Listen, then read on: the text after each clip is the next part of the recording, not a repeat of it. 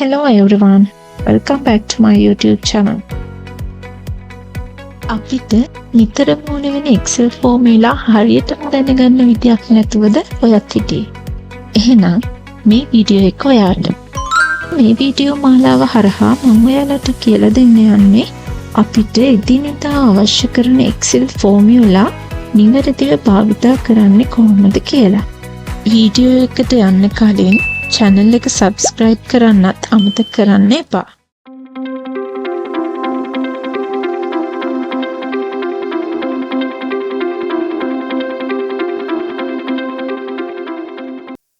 ඉතින් අපි මේ වීඩියෝ මාලාවට අදාළව කලින් වීඩියෝ එකේදී බැලුවා කොහොමද ඇවරේජ් එක එහෙම නැත්නම් ලකුණු වල සාමාන්‍ය අගය ලබා ගන්න කියලා.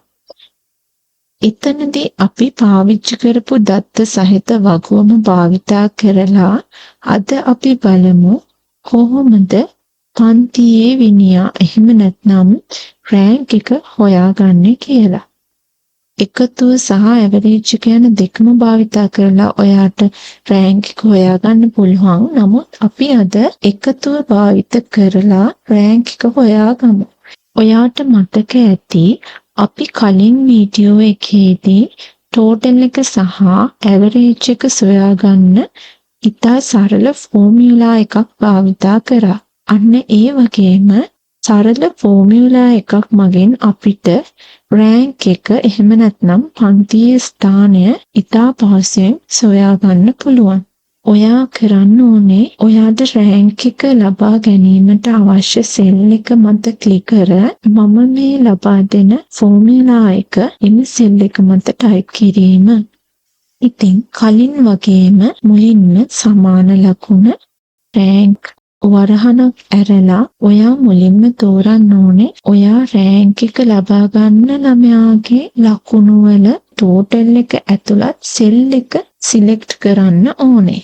ඊට පස්සේ ක්‍රමාවක් යොදලා ළමයින් සියලුම දෙනාගේ එකතුව ඇතුළත් දත්ත පරාසය සිලෙක්ට් කරන්න ඕනේ. මොකද ඔයා මේ වෙලාවේ හොයන්න යන්නේ සියලුම ළමයින් අතරින් මේ මයිකල් කියන ළමයා කීවෙනියාද කියන එක. ඒ නිසා ඔයා අනිවාර්යෙන්ම මෙන්න මේ ආකාරයට සියලුම ළමයින්ගේ දත්ත ඇතුළත් පරාසය සිලෙක්ට් කරන්න ඕනේ. ඊට පස්සේ වරහන වහලා එන්ටර් බටන් එක එකපාරක් ප්‍රෙස් කරන්න. ඉතින් එතකොට ඔයාට පන්තියේ ළමයින් 12 දෙනා අතරින් ඔයා මේ තෝරපු ළමයා ලබාගත් ස්ථානය සොයාගන්න පුළුවන්.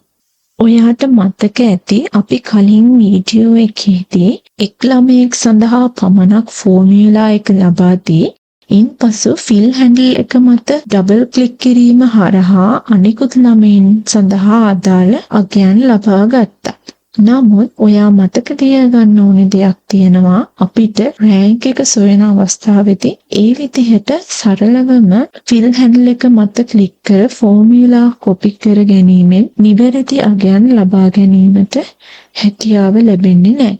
මොකද මෙතනදී අපි එකම ෆෝමියුලා එක පහළට ක්ලික් කරගෙන යාමේදී ඔයාලට දැනෙන්නේ තියෙන විදිහට බලා ගන්න පුළුවන්. අපි තෝරන ලද දත්ත පරාසයේ සෑම විටම අපි තෝරන ලද ළමයාගෙන් පහළට සෙල් 12ක් වෙන තෙක් තමයි සිලෙක්ට් වෙලා ඉන්නේ.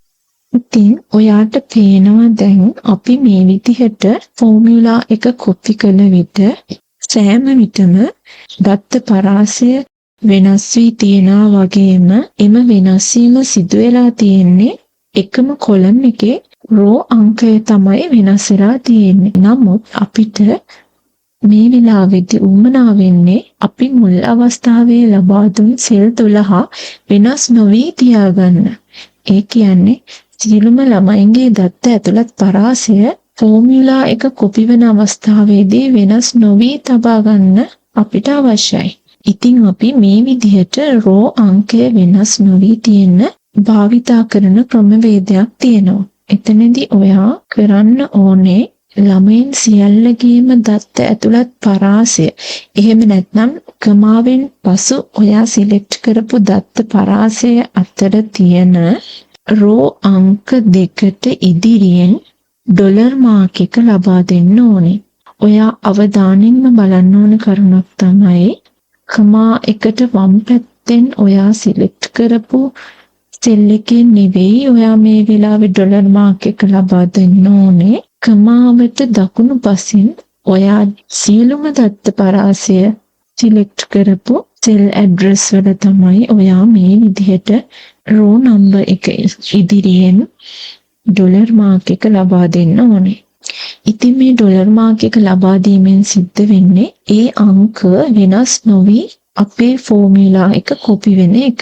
ඉතින් එහෙම ඩොලර් මාක් ලබා දුන්නාට පස්සේ ඔයාට පුළුවන් සුපුරුදු පරිදි ෆිල් හැන්ඩල් එක මත ඩබල් ක්ලික් කිරීමෙන් අපි මේ ෆෝමියුලා එක අනිත් ළමයින්ටත් අදාළ වෙන පරිදි කොපි කරගන්න.